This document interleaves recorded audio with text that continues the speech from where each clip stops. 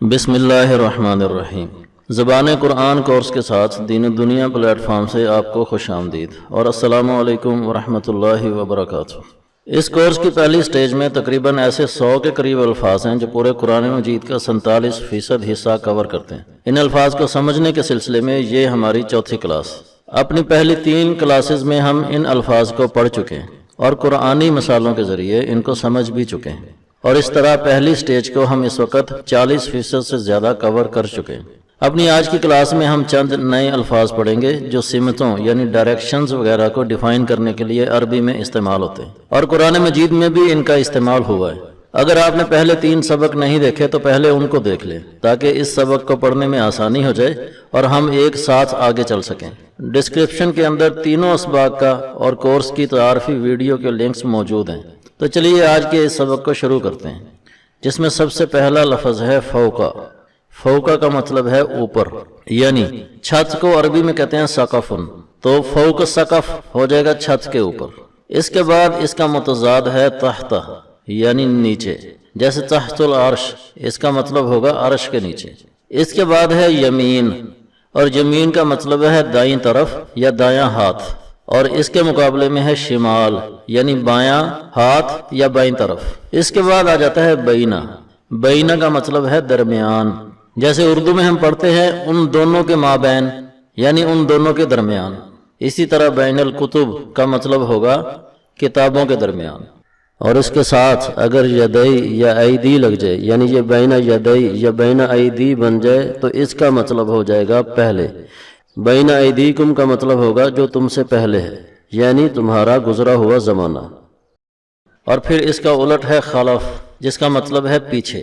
خلیفہ بھی اسی سے نکلا ہے، جس کا مطلب ہوتا ہے بعد میں آنے والا۔ وراء کا لفظ بھی پیچھے کے لیے ہی استعمال ہوتا ہے عربی میں، جیسے وراءکم تمہارے پیچھے۔ پھر ہے حولا۔ حولا کا مطلب ہوتا ہے آس پاس، یعنی چاروں طرف۔ اردو میں ہم پڑھتے ہیں ماحول، تو یہ عربی زبان کا لفظ ہے بیسیکلی، جس کا مطلب ہے جو ارد گرد ہو۔ ما کا مطلب جو، اور حولا کا مطلب ارد گرد۔ اچھا، یہاں پر ویسے یاد رکھیں کہ حولا کا ایک اور مطلب بھی ہوتا ہے، اور وہ ہوتا ہے سال، یعنی ایئر عربی کے اندر۔ اس کے بعد ہے حیثو، جس کا مطلب ہے کہیں بھی، جیسے حیثو ما کنتم، تم کہیں بھی ہو۔ اور سب سے آخر میں ہے اینما، اس کا مطلب بھی یہی ہوتا ہے جہاں کہیں بھی۔ پچھلے سبق میں ہم نے آئینہ پڑھا تھا، جس کا مطلب تھا کہاں۔ اس کے ساتھ ما لگانے سے یہ بن گیا کہیں بھی۔ اب ہم قرآنی مثالوں کے ذریعے یہ الفاظ سمجھنے کی کوشش کرتے ہیں۔ سب سے پہلے ہے فوقا۔ دیکھیں سورہ یوسف کی اس آیت میں، وَفَوْقَ كُلِّ ذِي عِلْمٍ عَلِيمٍ۔ اسی صورت کی ایک اور آیت میں جب حضرت یوسف علیہ السلام سے ایک قیدی نے خواب کی تعبیر پوچھی تھی کہ میں نے دیکھا ہے کہ میرے سر پر روٹیاں ہیں، فوق راسی خبزہ، میرے سر کے اوپر روٹیاں ہیں۔ دیکھیے ذرا، إِنِّي أَرَانِي أَحْمِلُ فَوْقَ رَأْسِي خُبْزًا تَأْكُلُ الطَّيْرُ مِنْهُ۔ ایک اور آیت میں بھی دیکھ لیتے ہیں، وَرَفَعَ بَعْضَكُمْ فَوْقَ بَعْضٍ دَرَجَاتٍ لِيَبْلُوَكُمْ فِي مَا آتَاكُمْ۔ اس کے بعد ہے تحت، یعنی نیچے۔ اس آیت میں دیکھیں، جنات عدن تجری من تحتها الانہار۔ پھر اس آیت میں، قل هو القادر على ان يبعث عليكم عذابا من فوقكم او من تحت ارجلكم۔ اگلا لفظ ہے یمین۔ دیکھیں اس آیت میں، قالوا انکم کنتم تأتوننا عن الیمین۔ اور ایک اور آیت میں، وما تلک بیمینک یا موسیٰ۔ اسی طرح ان دونوں آیتوں میں شمال کا لفظ کسی طرح استعمال ہوا ہے۔ وَأَصْحَابُ الشِّمَالِ مَا أَصْحَابُ الشِّمَالِ وَأَمَّا فأما من أوتي كتابه بشماله اس کے بعد ہے بینہ یعنی درمیان، كي لا يكون دولة بين الأغنياء منكم له ما في السماوات وما في الأرض وما بينهما وما تحت الثرى. اور یہاں دیکھیں بینہ یدئی جس طرح سے استعمال ہوا ہے، مصدقا لما بين يديه من الكتاب. اور اسی آیت میں دیکھیں بینہ ایدی اور خلفہ اکٹھے استعمال ہوئے. يعلم ما بين أيديهم وما خلفهم. خلفہ کی ایک اور مثال دیکھ لیتے ہیں.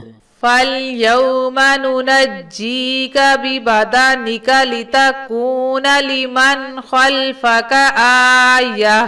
پھر ہے وراء، اس آیت میں دیکھیں وَإِذَا سَأَلْتُمُوهُنَّ مَتَاعًا فَاسْأَلُوهُنَّ مِنْ وَرَاءِ حِجَابٍ. پھر اس آیت میں فَبَشَّرْنَاهَا بِإِسْحَاقَ وَمِنْ وَرَاءِ إِسْحَاقَ يَعْقُوبَ. اس کے بعد ہے حولہ، وَتَرَى الْمَلَائِكَةَ حَافِّينَ مِنْ حَوْلِ الْعَرْشِ. ایک اور مثال میں وَلِتُنذِرَ أُمَّ الْقُرَى وَمَنْ حَوْلَهَا. اور ایک اور مثال میں جہاں حولہ سال کے معنی میں استعمال ہوا ہے. وَالْوَالِدَاتُ يُرْضِعْنَ أَوْلَادَهُنَّ حَوْلَيْنِ كَامِلَيْنِ. حولین کاملین، حولین مطلب 2 سال، کاملین پورے 2 سال، جس میں بچے کی مدت رضاعت بتائی گئی ہے کہ بچے کی مدت رضاعت پورے 2 سال ہے. ان آیتوں میں دیکھیں حیثو کا استعمال کیسے ہوا ہے. وَحَيْثُ مَا كُنْتُمْ فَوَلُّوا وُجُوهَكُمْ شَطْرَهُ وَاقْتُلُوهُمْ حَيْثُ ثَقِفْتُمُوهُمْ وَأَخْرِجُوهُمْ مِنْ حَيْثُ أَخْرَجُوكُمْ. اور سب سے آخر میں ہے اینما یعنی جہاں کہیں بھی. اس آیت میں دیکھیں فَأَيْنَمَا تُوَلُّوا فَثَمَّ وَجْهُ اللَّهِ. پھر اس آیت میں دیکھیں أَيْنَمَا تَكُونُوا يُدْرِككُّمُ الْمَوْتُ وَلَوْ كُنْتُمْ فِي بُرُوجٍ مُشَيَّدَةٍ. اور یوں اس کے ساتھ ہی آپ کا ذخیرہ الفاظ پہنچ گیا ہے تقریباً یہاں پر. پہلی سٹیج کے الفاظ کو بھی ہم نے تقریباً 50% کور کر لیا ہے. مشق کیجئے، قرآن مجید پڑھیے، اور PDF فائل کا لنک ڈسکرپشن میں موجود ہے، اسے ڈاؤن لوڈ کریں اور سبق کو ریوائز کریں. اب ہم ملتے ہیں اپنی اگلی کلاس میں نئے الفاظ کے ساتھ. والسلام علیکم ورحمۃ اللہ وبرکاتہ.